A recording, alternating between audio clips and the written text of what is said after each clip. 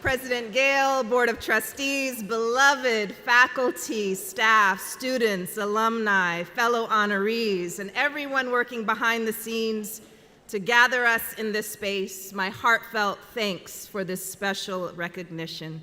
To my village, my family, my friends, my sisters from other misters, my Baha'i family and aunties, my beloved Professor Dr. Barbara Carter, Sister Amelika, so many more I won't belabor.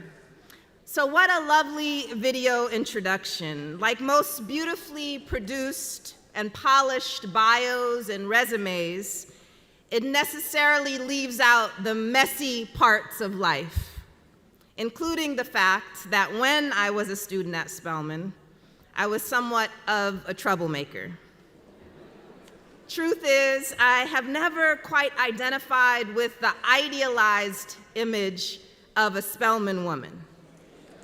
And still today, I'm not what you might call a school spirit girly, which I know is a weird thing to admit given the occasion.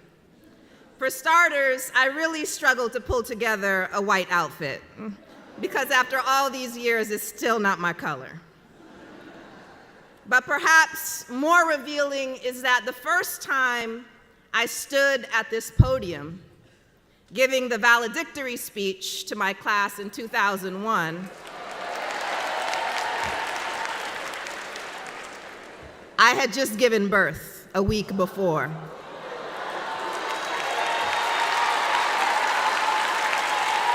So, not quite the idealized Spelman woman. But that's also what I loved and I love deeply about this place. That precisely by bringing us all together under the umbrella of Black womanhood, we get to experience our many shades of blue as a blues people. Unlike predominantly white institutions where Black students may feel a need to put up a united front to survive the everyday stresses and strains of navigating a hostile environment, here in this place, we have more space to explore the full range of our humanity, if we choose. When we do, we get to appreciate our breathtaking differences and our quirky individuality. Like the way that growing up in South Carolina versus Seattle, Louisiana versus Lagos, shape our experiences and worldviews. And in that, we have so much to share and learn from one another.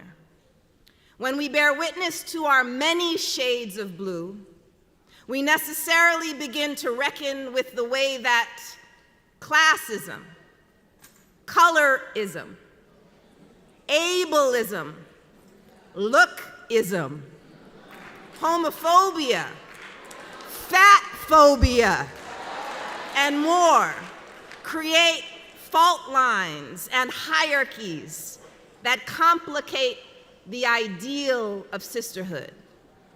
And that's when our real education begins.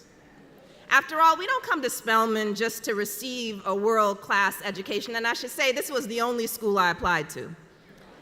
A world-class education in history, sociology, computer science, women's studies. We're also here to study sisterhood. Beyond the feel-good platitudes, we get to truly investigate this thing that is supposed to bind us. What is sisterhood? A feeling, a sense of duty, a shared history? But how do we practice it? Who is welcomed in and who is left out? What makes us a good sister? What do we do when we aren't good? When we hurt each other? How do we forgive and do better? What does it mean, in short, to study sisterhood? One of my favorite lines from Beloved is, "She is a friend of my mind. She gather me, man, the pieces I am. She gather me and give them back to me in all the right order," wrote Morrison. When we look closely at the lives of many of our luminaries, Tony Cade, Audre Lorde, June Jordan, Alice Walker, Bell Hooks, Toni Morrison, and more, we learn that their work was made possible by the bonds of sisterhood.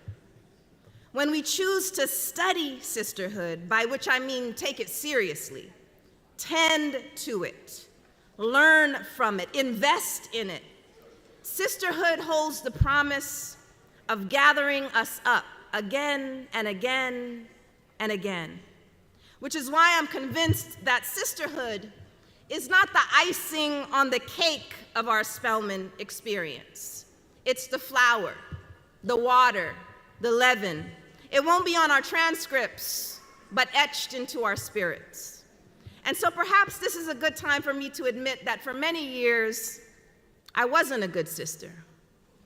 As a young mother in grad school especially, I was so focused on jumping through professional hurdles and hoops and surviving the grueling expectations of academia that sisterhood took a back seat. I wish someone would have reminded me at that time that friendships should never take a back seat. They are the fuel. They are the compass. They are the road of any work worth its salt.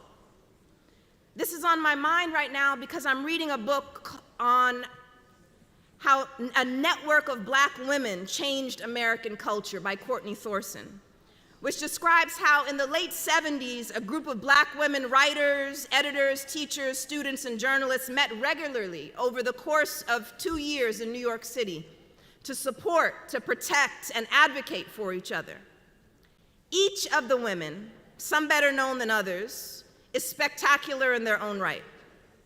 But as Thorson writes, it was the hard, everyday, largely unseen labor that made that spectacular period possible, as they worked to get Black women's writings published, read, reviewed, studied, and taught. Just a few years after this group started gathering, their work flooded the literary landscape. June Jordan's Passion in 1980. Toni Cade Bambara's Salt Eaters, also in 80. Walker's The Color Purple in 82. Shange's Sassafras in 82. Lord's Zami in 1982. Morrison's Tar Baby in 84, among many other works that grew out of the sisterhood. The point is not simply that the sisterhood made them productive and successful, but that the sisterhood gathered the pieces they were and gave them back in all the right order. As Walker would say in an interview with the late Rudolph Byrd, we thought we must create a space for Black women writers to honor each other, to know each other, so that nothing from outside could make us fight over anything or even feel competitive. This was the sisterhood's purpose, she said. And although they worked mightily to resist competition and ranking, there were, of course, class and generational differences leading to arguments and conflict. As Septima Clark would say in a very different context, don't ever think that everything went right. It didn't. Many times there were failures, but we had to mull over those failures and work until we could get them ironed out. Same with sisterhood. It's not all roses and incense. Sometimes it's thorns and funk. And so, Spelman class of 2027, as you begin your study of sisterhood, I invite you to embrace it all, the sweetness and the bitters. Because the world outside of Spelman gives us very little space or time to savor the complexity of who we are. Above all else, I want to encourage you to be careful with each other so you can be dangerous together. Graduating class of 2024, as you complete your studies and navigate new workplaces, professions, cities, and experiences, I want to remind you that Spelman is more than a college. It's a flight school, the NASA for Black women, that imparts not only intellectual skills, but the spiritual audacity to fly in and out of worlds that were not created with you in mind. When you feel weighed down, as we all do, I want to encourage you to dust off your wings, sown by generations of Spelman women over the course of 143 friggin' years, so you can fly and be fly. Remember, too, that despite the social media slogan, trust Black women, you, too, have to be trustworthy. Black faces in high places are not going to save us. Just look at the Black proponents of Cop City in Atlanta's leadership class. Black faces in high places are not going to save us. Just look at the Black woman's hand, ambassador at the UN, voting against a ceasefire in Gaza.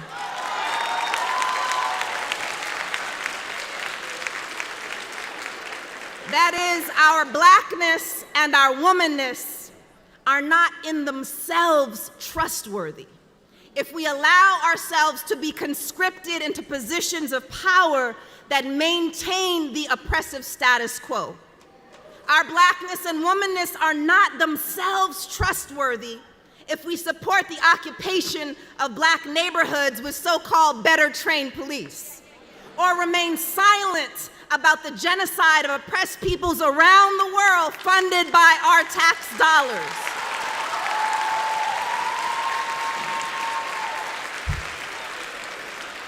And here, let me please shout out the incredible Spelman students and AUC siblings who have been organizing with Stop Cop City and Justice in Palestine, among many other troublemakers in this room.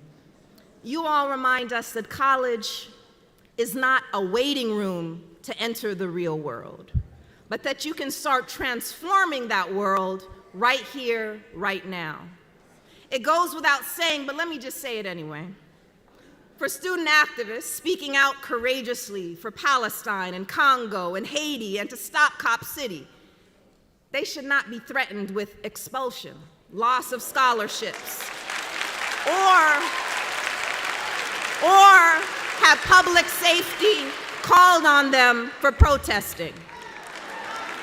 Too often, our institutions celebrate student activists after they've graduated,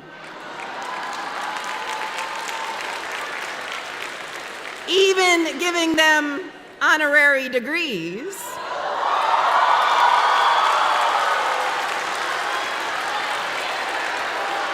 But stifle student activism while we are enrolled. We can do better. To close then, as we turn our attention to the founders of Spelman College who dared to dream beyond the oppressive systems that sought to limit their opportunities, to limit their imagination and crush their spirits 143 years ago. Let's also time travel in the other direction, opening a portal 143 years into the future, to the students and faculty and staff who will gather in Sisters Chapel in the year 2167. We are, after all, their ancestors. So then, what kind of sister ancestors are we going to be? Successful and compliant, or purposeful and courageous? That is, we are our descendants' wildest dreams. Each of us has the privilege and responsibility of answering that for ourselves, honestly and joyously. With that, thank you for this incredible honor.